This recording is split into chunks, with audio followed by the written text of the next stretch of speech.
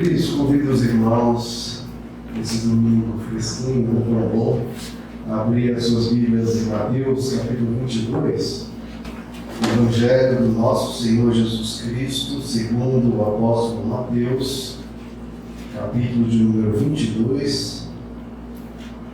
Irmãos, que privilégio, né? Nós podemos ouvir as palavras do Cristo.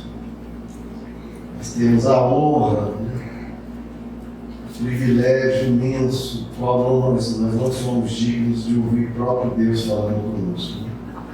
Mateus capítulo 22, vamos ler a partir do verso 35. Mateus 22, 35. Um deles, perito na lei, olha quem está falando então, perito na lei, o pôs à prova com esta pergunta: Mestre, qual é o maior mandamento da lei? Respondeu Jesus: ame o Senhor, o seu Deus, de todo o teu coração, de toda a tua alma e de todo o teu entendimento. Este é o primeiro e maior mandamento. E o segundo é semelhante a ele: ame o teu próximo como a si mesmo. Destes dois mandamentos dependem toda a lei e os profetas. Até aqui, amados, vamos orar. Senhor maravilhoso Deus, pedimos a tua graça, Senhor, para captar, para compreender e viver estes mandamentos e honrar o Senhor em tudo que vivemos, Pai. Pedimos a tua bênção nesta manhã, que o Senhor possa falar ao nosso coração, avivar o nosso espírito, incendeia, Senhor, a todos nós, para que o Evangelho seja uma realidade na vida de todos aqui. Pedimos a tua bênção, a tua graça, fala conosco, Senhor, te pedimos em nome de Jesus. Amém. Pode se sentar, queridos.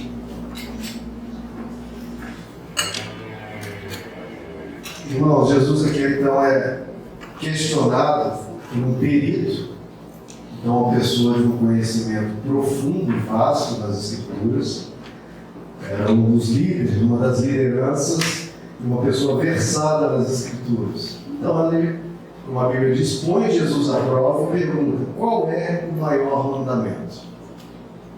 E nós sabemos que as Escrituras contêm uma quantidade grande de mandamentos.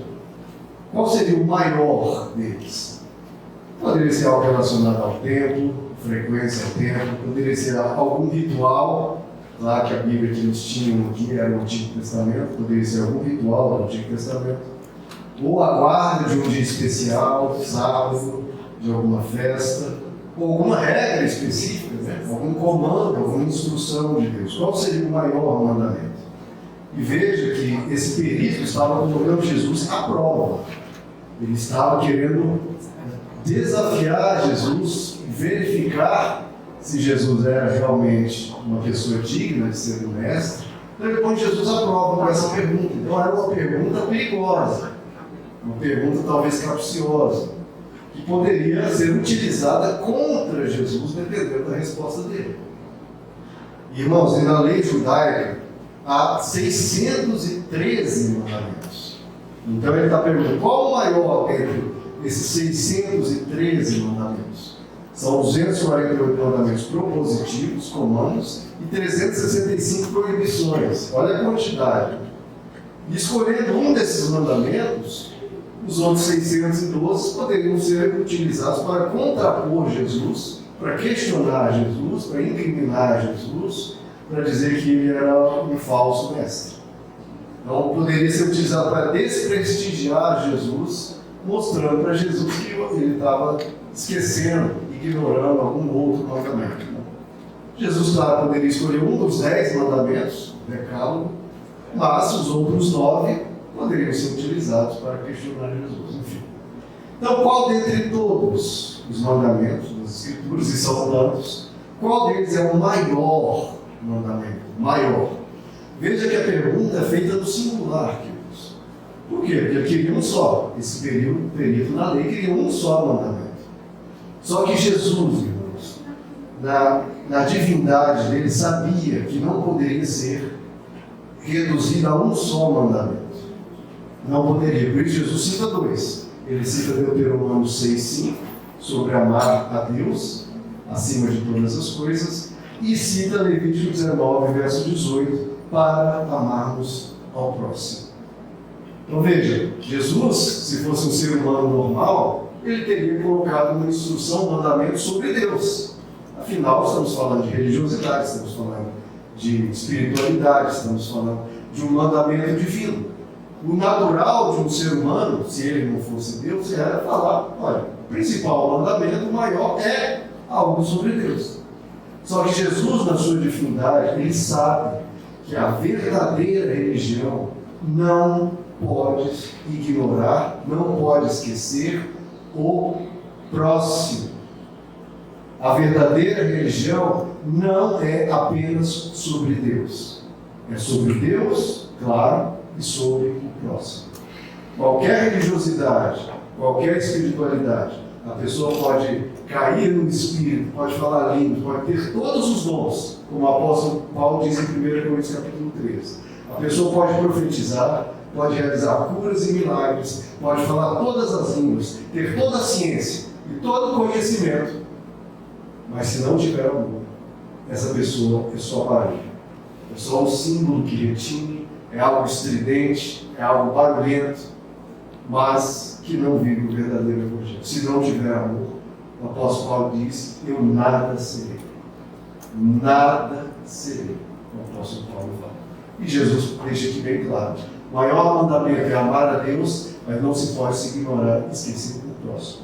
Qualquer religião, qualquer espiritualidade que se relaciona apenas com Deus e esquece das pessoas, é uma espiritualidade fajuta, no mínimo, e pode ser cruel, persecutória, intolerante. A verdadeira religião trata de Deus e do próximo. Jesus você vai sempre ver falando de Deus e falando das pessoas. A verdadeira religião cuida das pessoas. O apóstolo Tiago, irmão de Jesus, ele diz na sua carta, se alguém se considera religioso, você se considera religioso? Ele fala, mas não refreia a sua língua, que a língua é a forma de nos comunicarmos com o próximo. Se você se considera religioso, mas não refreia a sua língua, ou seja, não quer nem saber dos sentimentos, das dores, de como você trata o próximo, a pessoa, você engana-se a si mesmo e a sua religião não tem valor algum. Olha como isso é forte. Não, mas eu louvo, eu oro, eu leio a Bíblia, eu vou à igreja, mas o apóstolo Tiago, irmão de Jesus, diz, mas se você não refreia a sua língua, não trata bem as pessoas, a sua religião não tem valor algum. Nós precisamos guardar isso, irmãos, porque senão a nossa religião, a nossa adoração a Deus não vai passar do teto. Deus vai ignorar porque você não está refreando a sua língua e a sua religião não tem valor algum. E ele continua, a religião que Deus, o nosso Pai, aceita como pura e imaculada é esta: cuidar dos órfãos e das viúvas em suas dificuldades e não se corromper pelo mundo. Ou seja, a verdadeira religião que Deus aceita, que Deus quer e a tem como pura e imaculada, é cuidar de pessoas. Precisamos cuidar de pessoas. Cuidar de quem? Do próximo. O apóstolo Timóteo, todos no início, né, gente, todos com concordância, o apóstolo Paulo, dizendo a Timóteo, diz, se alguém não cuida dos seus, o que acontece? Essa pessoa negou a fé e é pior do que os descrentes. Se alguém não cuida dos seus, negou a fé e é pior do que os descrentes. Ou seja, é algo muito sério. Veja que todos são iguais. A sua religião é vã, não tem valor algum, se você não refreia sua língua, se você não cuida das pessoas, e se você não cuida dos seus, você negou a fé e é pior do que um descrente. Ou seja, Deus não aceita, irmãos, ser apenas Ele o alvo do nosso amor. Ele não aceita.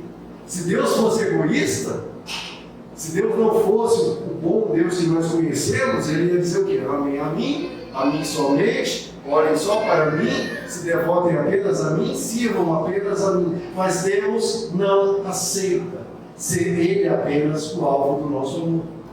Isso é lindo.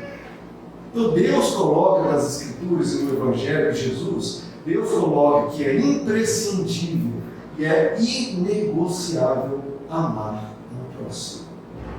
Você cuida dos seus, porque senão você nega a fé e é pior que os descrentes. E como você cuida dos seus? Pergunta, irmãos, por que é uma apostasia? Ou seja, por que é uma negação da fé não cuidar ou cuidar mal dos seus? Porque, como vimos, como Jesus disse, este é o segundo maior mandamento. Então, se você não cumpre esse segundo maior mandamento, você está negando a fé e se torna pior que os descrentes.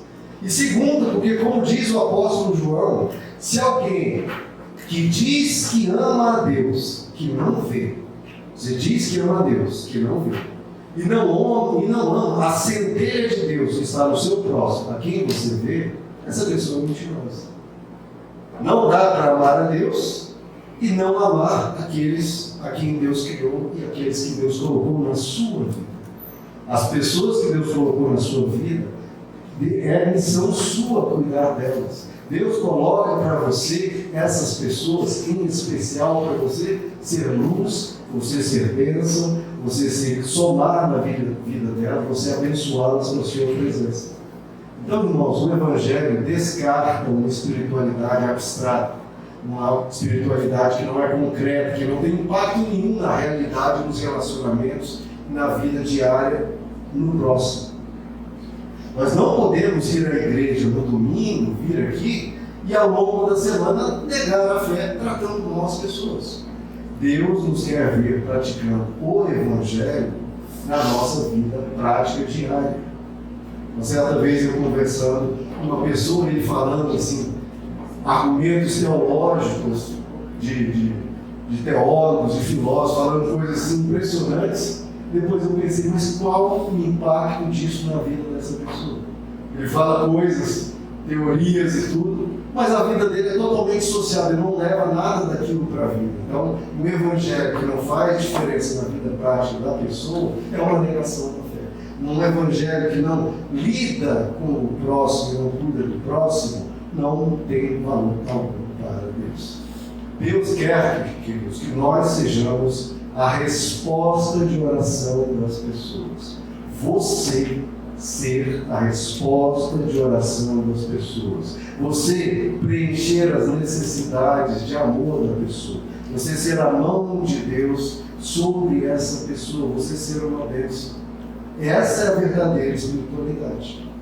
Vejam, nós estamos em uma época que as pessoas, o próximo, para usar essa expressão que eu acho tão linda de Deus, nós estamos em uma época que o próximo é considerado um estorvo, um incômodo, algo que dá trabalho, algo cansativo. As pessoas preferem muito mais o eletrônico do que pessoas. Muito mais cachorro do que pessoas. O próximo é o atual distante. E eu, antes mesmo de preparar essa pregação, ao longo acho que foi na segunda-feira, eu tive um sonho, irmão, daquele sonho, sabe? Diferente, um sonho assim, tão nítido, tão claro, tão forte. Eu tive um sonho assim eu achei muito interessante. Eu estava numa sociedade avançada, sei lá quantos séculos para frente, carros voando, assim, as casas deslumbrantes, tudo organizado, não tinha uma poluição, árvores, uma coisa belíssima. E eu fui acolhido naquela sociedade, as pessoas gentis, não, peraí, você vai ficar na minha casa, estava chegando ali naquela cidade, não sei, sonhos, né? Chegando ali naquela cidade, um grupo de pessoas me acolhendo, nossa, vai ficar lá na minha casa e tal. O quarto era enorme, aquela janela de cima a baixo, assim, de vidro, de vista para o mar. Que lugar espetacular, que cidade espetacular, tudo perfeito, as pessoas sorridentes.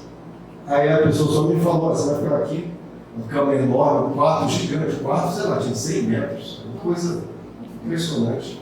Aí tinha 3 camas de solteiro no canto, falou, só não liga que vai ter 3 crianças aqui, elas vão ficar aí, mas não se incomode. Tudo bem, claro. Eu perguntei, elas são órfãs? Não. Elas têm pai, mas os pais não querem saber delas. Como assim? Aí eu fui ver, irmãos, a sociedade inteira era assim, pessoas que não queriam saber umas das outras, pais não queriam saber dos filhos, os filhos todos ficavam em casas, mas sem contato com os pais, porque os pais não queriam saber. Não havia mais amor.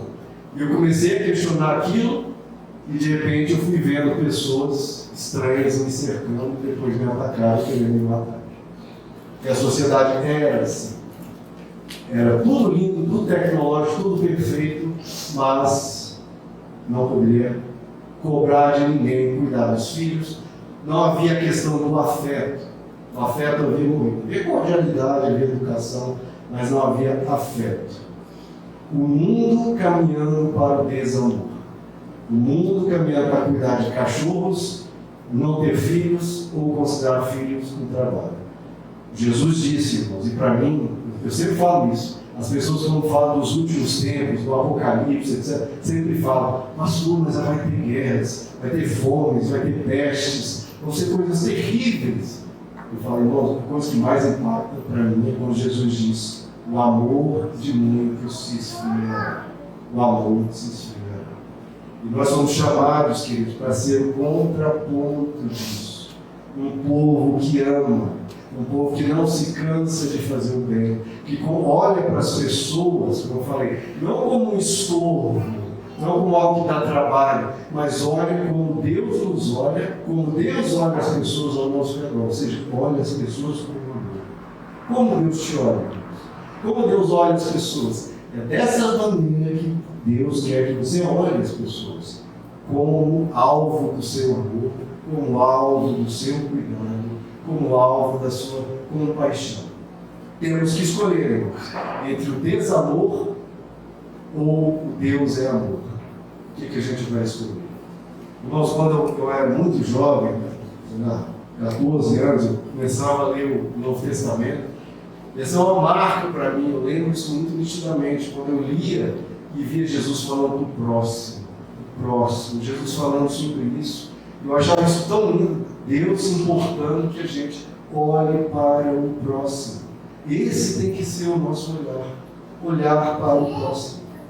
E lá na parábola do bom samaritano, quando Jesus fala um texto similar a esse de Mateus 22, quando perguntado, em um outro episódio, de novo, uma outra pergunta, e Jesus responde a mesma coisa: amar ao próximo como a si mesmo. E aí o texto diz que um fariseu, querendo se justificar, a gente sempre quer se justificar diante de Deus, né?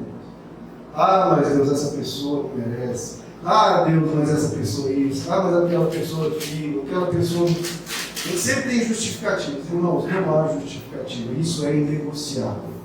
Nós somos comandados a amar o próximo, a refrear a nossa língua, a cuidar dos nossos. Nada disso é negociável. Senão, é negar a fé e a nossa religião não tem valor algum. Mas então esse fariseu pergunta, mas quem é meu próximo? Querendo se justificar. E Jesus conta a parábola do bom samaritano, em que uma pessoa é assaltada, espancada e cai quase morte à beira do caminho. Passa um sacerdote, fala, não tem nada a ver com isso, vai embora. Passa um levita, olha para aquela pessoa semi-morta, não tem nada a ver com isso, vai embora. E passa um samaritano, uma pessoa que, como se fosse de outra religião, uma pessoa espírita, candomblé, de alguma outra religião, olha para aquela pessoa, cuida, ama, trata, paga o custeio daquela pessoa, e aí Jesus pergunta, quem exerceu misericórdia com aquela pessoa? O fariseu disse, foi o sacerdote? Não, foi aquele que teve compaixão. Vá e faça o mesmo. Olha como Jesus é forte, irmão, está falando. A sua espiritualidade como sacerdote, como levita, é perfeita. Fala da Bíblia, canta, louvores, vai ao templo, tudo bem, mas aquele samaritano com a religião toda torta, toda distorcida, ele amou a pessoa.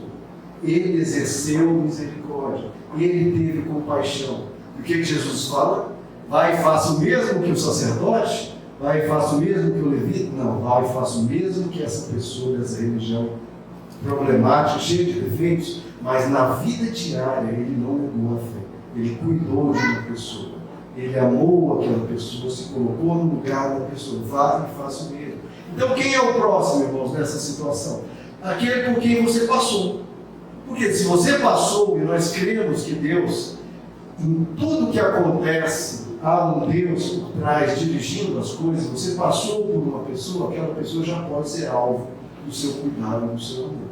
Você vê a pessoa com uma carência, com uma necessidade, com uma dor, com um sofrimento, por que não você ser uma mão de Deus para cuidar, para aconselhar, para abraçar, para fazer o bem àquela pessoa? Você passou por ela, a palavra próxima das Escrituras, e foi até no grego, é literalmente quem está perto. Quem está perto de você já precisa ser alvo do seu cuidado. Sabe por quê, irmãos? Porque a religiosidade, ou espiritualidade, ou filantropia, né, se for falar de Mateus, ou Sérgio, é sempre assim, não, nossa, como eu tenho dó, como meu coração se enternece pelas crianças famintas da África, que estão bem longe, diferente da pessoa perto, estão bem longe, então meu coração se enternece. Como meu coração se enternece, né, pela uma criança na favela, criança carente, como meu coração se enternece por uma família que perdeu tudo na guerra, mas está bem longe. Se enternecer por quem está muito longe, irmãos, é muito fácil. Né? E Jesus quebra isso. Tu fala, olha, eu não quero saber o que você sente pelas pessoas que estão lá longe. Eu quero saber o que você sente e o que você vive pelas pessoas que estão próximo a você. Porque Deus vai olhar para você e não vai te questionar sobre o que você fez para as pessoas distantes. Se você puder e tiver condições de ajudar, existem vários meios de ajudar essas pessoas distantes. Agora, o que Deus vai querer saber principalmente, você amou quem estava perto de você. Você cuidou, no mínimo dos, como o apóstolo Tiago diz, dos seus. Ao menos dos seus você cuidou. Porque se nós, irmãos, pelo menos os cristãos, pelo menos cuidassem dos seus, o mundo já seria muito melhor. Se nós cuidássemos ao menos dos nossos, de quem está perto. Porque todo mundo que está perto é missão sua fazer uma diferença, fazer um bem. Tem um filósofo até semelhante ao sonho, né? Eu tive um filósofo famoso do século passado, ele falava muito de filantropia, ele escrevia muito sobre o amor à humanidade, falava sobre isso, e os filhos dele estavam onde? Em um abrigo. Ele trabalhava demais, não queria saber dos filhos, lhe davam trabalho, ele era viúvo, ele deixava os filhos no abrigo. Falar do amor ao distante, do amor à humanidade, isso tudo é muito belo. Agora, amar ao próximo, as pessoas não querem. O que mais importa, irmãos, é Deus e o próximo. O apóstolo Paulo, em Romanos capítulo 15, ele fala, cada um de nós, todos nós, o que ele fala para nós fazermos? Cada um de nós deve, é um dever. O que você deve fazer? Cada um de nós deve agradar ao seu próximo. De novo essa palavra, agradar ao seu próximo para o bem dele, a fim de edificar. Olha aí, irmãos, um dever, uma missão, um mandamento. O que você precisa fazer? Agradar ao seu próximo. Irmãos, como está ficando raro pessoas agradáveis? Como está ficando raro? A gente até fez um orçamento, pediu um orçamento de marceneiro para lá em casa. Era um serviço mais ou menos pequeno, esse marceneiro já fez uma obra grande lá para a gente chamou ele de novo, e gostamos do trabalho dele, mas dessa vez era uma obra menor. Ele foi lá, tirou as medidas, foi, disse que ia mandar o orçamento, nada, eu questionei, nada, de novo, nada. 3 vezes, nada, liguei para ele, não atende. Nem para a pessoa dizer, era um trabalho menor, às vezes ele faz mais trabalhos grandes, nem para dizer, olha, dessa vez eu não vou poder te atender, desculpa muito atarefado. Não, irmão, a pessoa sequer dá satisfação. Nem para escrever no WhatsApp, olha, dessa vez eu não posso, desculpa. Mas as pessoas não estão nem aí. As pessoas não têm nem o trabalho de ser minimamente agradáveis. Cada um de nós deve agradar ao próximo. Imagine, irmão, só assim, cada um de nós, imagina, só esse verso. Cada um de nós deve agradar ao próximo para o bem dele, a fim de edificar. Se nós praticarmos só esse verso, daqui até o fim do ano, olha, nosso lar, nossa vida vai ser muito melhor. Deus disse isso lá no Antigo Testamento e Jesus repete: misericórdia quero e não sacrifícios. Eles pensam em dar tantas coisas para mim, coisas espirituais, sacrifícios, rituais, e o que eu peço para vocês é misericórdia. É isso que eu quero, misericórdia para quem está sofrendo, para as necessidades das pessoas, misericórdia eu quero.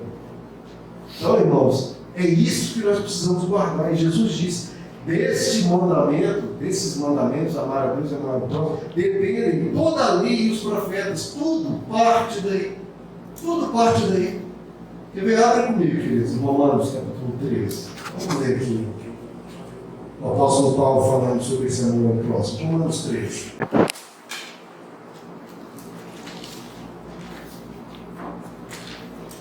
Será, irmãos, que esse é o futuro? As necessidades supridas, mas nenhuma afeta uns pelos outros. O amor de muitos se esfriará. Romanos capítulo 13, verso 8. O apóstolo Paulo vai explanar justamente essa questão do amor ao próximo. Romanos 13, 8. Não devam nada a ninguém, a não ser, olha aí, essa dívida todos nós temos, o amor de uns pelos outros. Pois aquele que ama ao seu próximo, esse sim tem cumprido a lei. Pois todos os mandamentos, não adulterarás, não matarás, não furtarás, não cobiçarás, qualquer outro mandamento, todos se resumem nesse preceito: ame ao próximo como a si mesmo. O amor não pratica o mal contra o próximo. Portanto, o amor é o cumprimento da lei. Façam isso compreendendo o tempo em que vivemos. Chegou a hora de vocês despertarem do sono, porque agora a nossa salvação está mais próxima do que quando cremos. A noite está quase acabando, o dia logo vem. Portanto, deixamos de lado as obras das trevas e revistamos-nos da armadura da luz. Então, o apóstolo Paulo fala sobre amar ao próximo. Isso é o cumprimento da lei, o cumprimento dos profetas. É isso que precisamos fazer. Porque quem ama não faz o mal. E interessante que ele fala, depois continuando: nós precisamos despertar do sono, irmãos. Nós precisamos acordar.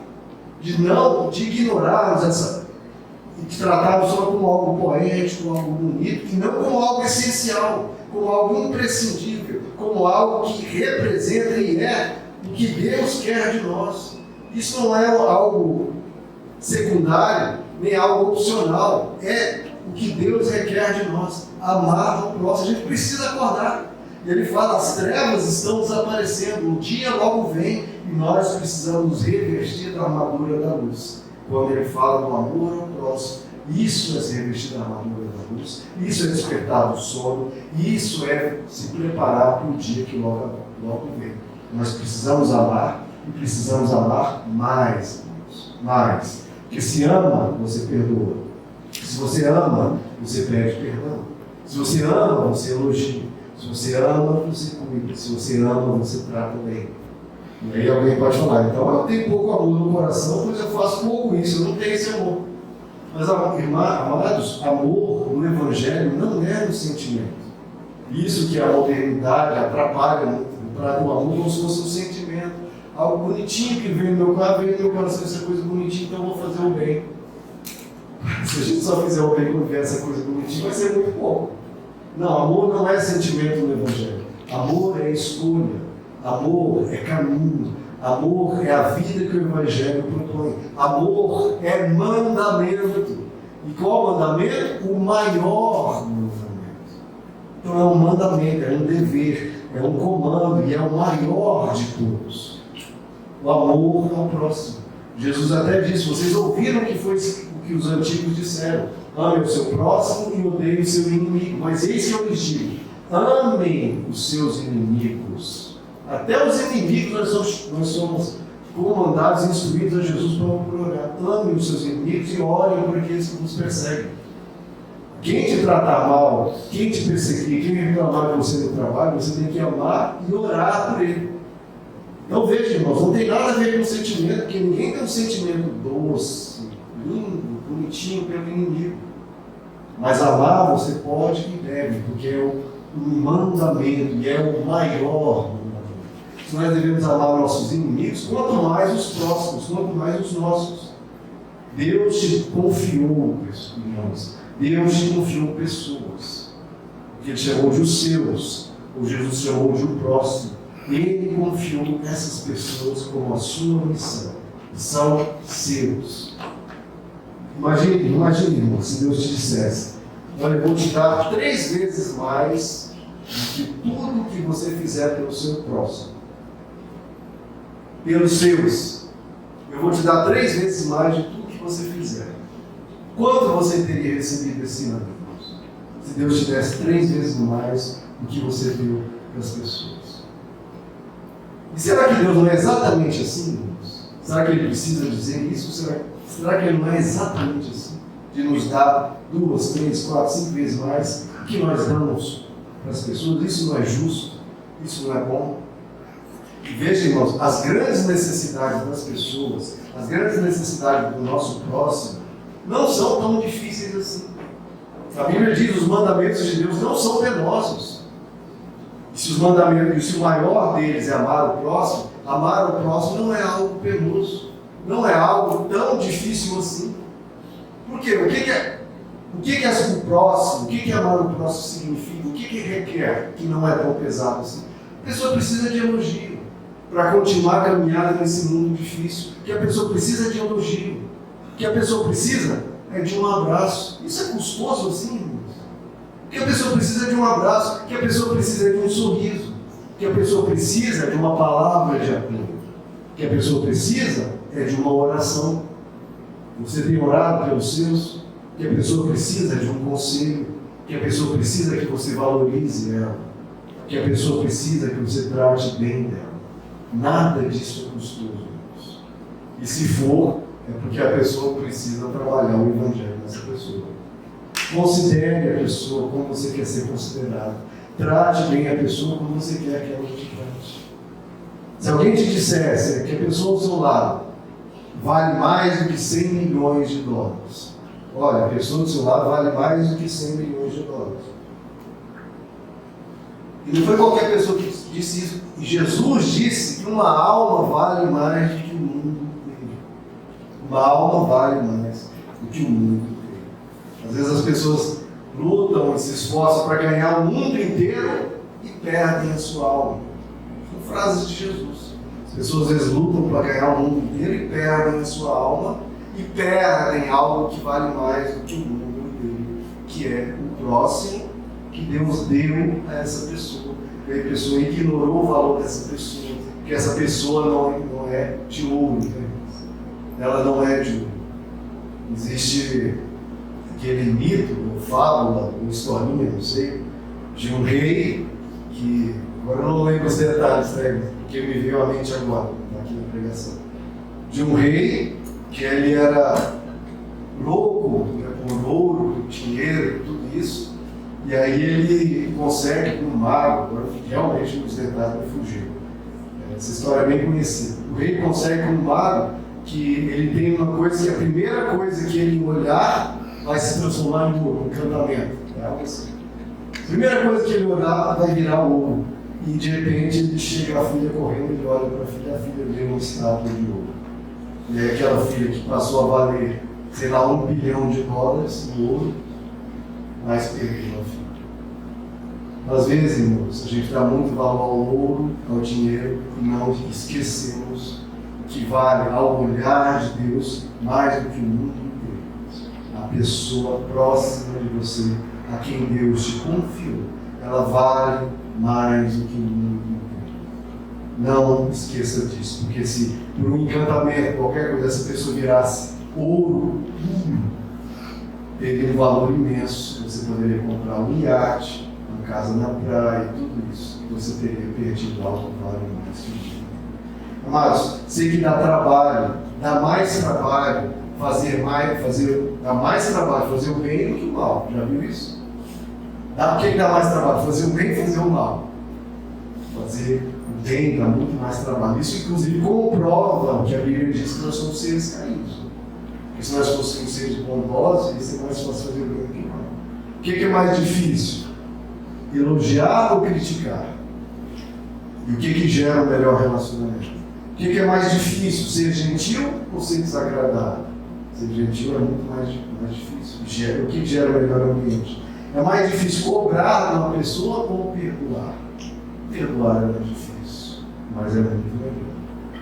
Queridos, estamos em um tempo que as pessoas só querem fazer o que é fácil. E só quando tiver com vontade. Tem que ser fácil quando tiver com vontade. Mas pelo Evangelho, a pessoa não deve viver pela vontade, deve viver pela fé. Precisamos viver, queridos, e fazer as coisas por consciência. Não quando der vontade, não porque é fácil ou difícil. Fazer porque você crê.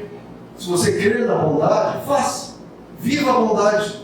Não apenas diga que crê na bondade. Eu creio na bondade. Mas não faz a bondade. Só faz a bondade quando está com vontade. Então você não crê na bondade, crê na sua vontade. Você não está seguindo a bondade, está seguindo a sua vontade. E se você só fizer as coisas, irmãos, quando você tiver vontade, você vai fazer muito pouco. Veja que Jesus nunca falou, olha, quando você tiver vontade, cuide dos seus. Ou quando você tiver vontade, refreie sua dúvida. Ou quando você tiver vontade, ame o próximo.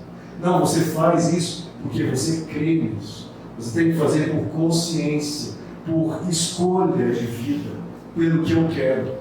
E quando você toma essa decisão, é isso que eu quero viver, você vai enfrentar. Para cuidar dos seus, você vai enfrentar a preguiça, vai enfrentar a falta de vontade, vai enfrentar o mau humor e vai fazer o bem assim mesmo. Vai fazer o bem contra o próximo. Por quê? Porque eu vou fazer por Deus, vou fazer pelo próximo e vou fazer pela fé.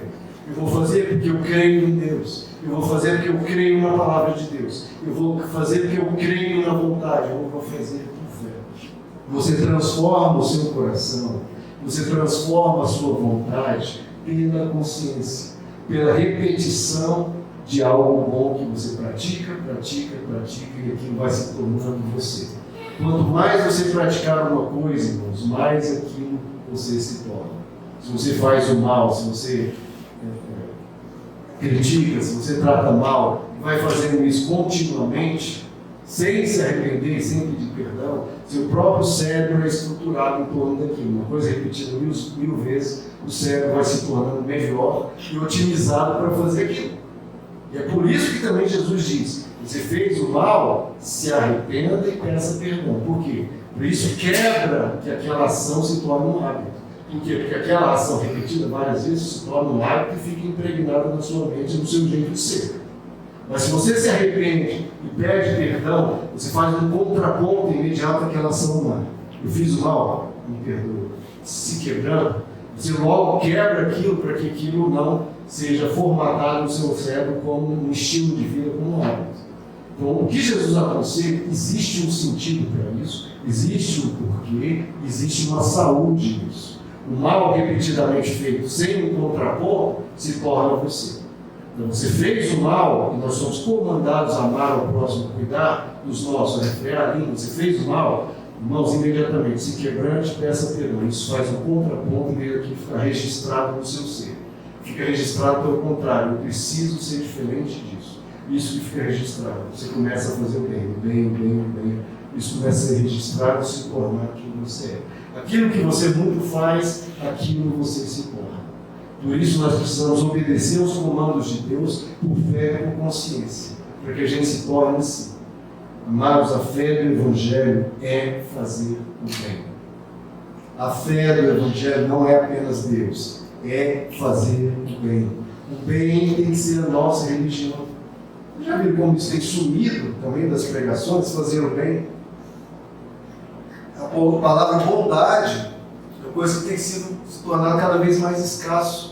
E essa é a verdadeira religião. É bondade, é fazer o bem. Essa tem que ser a nossa religião, essa tem que ser a nossa missão. O próximo ser a nossa missão. E esta foi a missão dele. Não foi a missão dele? Olha o que representa a nossa fé. É Deus cuidando do próximo. É Deus fazendo o bem pelo próximo. Será que a missão dele, que foi o próximo, também pode ser a nossa missão? a lei de ouro, a lei suprema, a lei máxima, que Jesus também comanda no Evangelho, ele diz: faça de novo essa linda palavra que me impactou quando eu era bem jovem. Faça com o próximo aquilo que você gostaria que fizesse por você. Disso, de novo, ele fala, isso resume a lei dos profetas. Faça com o próximo o que você gostaria que ele fizesse por você. Essa, para mim, é a lei perfeita, irmãos, porque não tem como você se justificar, porque você sabe o que você quer. Jesus, olha, você talvez não saiba as Escrituras, não conheça todos os versos, mas você sabe as suas necessidades, você sabe o que dói em você, você sabe o que faz bem em você. Então, isso que faz bem em você, você faz pelo próximo. Isso que dói em você, você não faz pelo próximo. Faça com o próximo o que você gostaria que fizesse por você. E sabe o que Jesus complementa? Essa lei de ouro é tão bela, irmãos. E Jesus complementa, que as pessoas não sabem o que ele fala depois disso, dessa frase tão linda. Sabe o que Jesus fala depois disso? Faça com o próximo o que você gostaria que fizesse por você. Jesus fala: entrem pela porta estreita. Qual que é a porta estreita? As pessoas perguntam: pastor, qual que é a porta estreita? Leia o verso anterior. Faça com o próximo o que você gostaria que fizesse com você. Por que é estreita, irmãos? É pequena. Jesus diz: a porta é estreita. E ele diz: são poucos os que entram nela. Por que, irmãos? Porque quem pratica isso? Fazer com o próximo que gostaria que fizesse. É muito pouca gente que faz isso, irmãos. Mesmo dentre os cristãos, é muito pouca gente. Jesus diz: são poucos que entram por essa porta. Ela é estreita, é pouca gente que vai. Porque todo mundo quer receber, todo mundo quer ganhar, todo mundo quer bênção, todo mundo quer mil coisas. Agora, fazer, eu até falei na mensagem anterior, a nossa fé tem que ser menos de receber e mais de fazer. Fazer a vontade de Deus, que é a última pregação, e essa, fazer pelo próximo. A nossa fé ser menos de receber e mais de fazer. Faça pelo próximo. Essa é a porta estreita. E ele diz: larga é a porta e amplo o caminho que levam à perdição. E são muitos que entram por essa porta ampla. O que é a porta ampla? Não fazer pelo próximo o que você gostaria que fizesse por você. Agora, como é estreita a porta e apertado o caminho, Jesus diz: estreita a porta e leva o caminho, e apertado o caminho que leva aonde? Que leva à vida. Então existe um caminho que é amplo e largo, que a maioria escolhe, que leva à perdição. As pessoas hoje, irmãos, estão mais perdidas, estão mais na perdição, por quê? Porque elas escolheram o amplo caminho, o largo caminho, de não querer saber do outro, de ignorar o próximo, de só pensar em si. Esse é o amplo caminho que leva à perdição. A vida perde o propósito, a pessoa se enfeia por dentro, a pessoa se torna cada vez mais fria, mais vazia e mais seca, porque escolhe o caminho de pensar apenas em si. É o Lutero que criou esse termo no latim que define o pecado: encurvados em si. O que é o pecado para Lutero? É encurvados em si. É a pessoa que se curva sobre si mesma. Ela só pensa em si, ela se curva sobre si mesma e por isso passa por cima dos outros, por isso faz o que não deve, por isso que comete erros, porque ela está pensando apenas no próprio umbigo. Qual que é a porta estreita? Faça pelo próximo. Qual que é a porta ampla? Pense apenas em si mesmo. Um leva a vida, o outro leva a perdição. Pense só em você, você vai ver como isso vai te tornar cada vez uma pessoa menos bondosa, mais fria, mais seca, e você começa a se perder. Agora, se volte para o outro. Começa a fazer o bem. Mesmo que seja difícil, às vezes a alma muito dura, muito seca, ou enfim. Se for difícil ou se for fácil, não é difícil, os mandamentos não são penosos, são coisas simples. Comece a fazer. Escolha a porta estreita, meu. Escolha a porta. Jesus está dizendo isso para mim. Escolha a porta estreita. Escolha e vá andando por ela. Você vai vendo que a cada passo você vai se tornando outra pessoa. Uma pessoa mais parecida com Jesus. Uma pessoa, porque esse caminho, Deus, ele leva à vida. Amar o próximo leva à vida. A gente não crê nisso. A nossa carne não crê nisso. A nossa carne crê em: deixa eu satisfazer a minha necessidade agora. Porque eu tenho muitas necessidades. Todos nós temos. Então o que a gente pensa? Pô, se eu estou tão cheio de necessidade, eu vou olhar para o próximo? Não, deixa eu atender primeiro as minhas necessidades, depois suprir as minhas necessidades, as minhas carências, e resolver as minhas dores, as minhas dificuldades, aí eu vou pensar no próximo. Ou seja, nunca. Porque as nossas necessidades, as nossas carências não vão acabar. E mais, elas acabariam quando a gente se voltasse para o próximo, e aí ia começar um agir de Deus muito maior na nossa vida. O segredo da vida, o caminho é apertado, a nossa visão míope, ela é apertada, o caminho é estreito. Não, eu vou para o lado, é estreito. Eu prefiro amplo. Eu prefiro aqui pensar nas minhas necessidades. Não, esse é um grande erro. É o paradoxo da vida. Jesus está te dando um segredo. É um segredo que a nossa alma custa acreditar, a nossa carne não acredita, ela vai combater isso e vai negar. Pense em você. Pense em você. E que o outro ama cada um com os seus problemas. E com isso, as pessoas vão para um caminho amplo e largo que só leva a perdição. Só há dois caminhos, gente. Um caminho estreito e um caminho largo. Um caminho que se volta para o próximo, um caminho que se volta para si mesmo. E são palavras de Jesus. Palavras de Jesus. E a Bíblia diz que nada podemos contra a verdade, senão pela verdade. Essa verdade vai triunfar sobre impérios, sobre qualquer filósofo que querer, qualquer teoria, qualquer religião que fale ao contrário, qualquer ser humano, por mais intelectual que seja, que fale ao contrário, isso vai cair por terra. Existe um caminho que leva à vida, existe um caminho que leva à perdição. O que Jesus diz é: escolha a Deus e escolha o próximo. Esses são os maiores mandamentos. Escolha a Deus e escolha o próximo. Exatamente como Jesus fez. Ele escolheu na cruz a Deus e escolheu o próximo. Ele fez por ele caminho amplo e largo, ignorar todo mundo, virar as costas, ficar deitado na rede no céu, bebendo água de coco lá no céu e vendo a gente se embaixar. Ele veio e nos deu o exemplo. Ele escolheu o caminho estreito. Ele escolheu a nós. Escolha cuidar ao menos dos seus. Por mais que você tenha suas necessidades, suas carências, deixe um pouquinho suas necessidades de lado, cuide dos seus. Faça o bem, irmãos. E você vai ver que, fazendo isso, você vai se tornar outra pessoa. Deus vai vir a seu favor, cuidar das suas necessidades, porque você está cuidando das necessidades do outro, e Ele vai cuidar das suas. Faça o teste. Faça o teste. Cuide do próximo. E Deus vai cuidar de você. Cuide, irmãos. Pratique o Evangelho. E você vai ver as bênçãos e as promessas do Evangelho se cumprindo. Se você ousar, eu vou escolher o caminho estreito, o caminho apertado, o caminho que vai doer na minha carne egoísta. Mas a carne egoísta vai gritar, vai reclamar, mas você vai estar colocando um sorriso no rosto de Deus. Deus vai sorrir e vai falar: muito bem. Servo bom e fiel, você está sendo fiel no pouco. Nas suas necessidades você está olhando para o próximo. Você está sendo fiel no muito. Eu te colocarei. Vamos ficar de pé,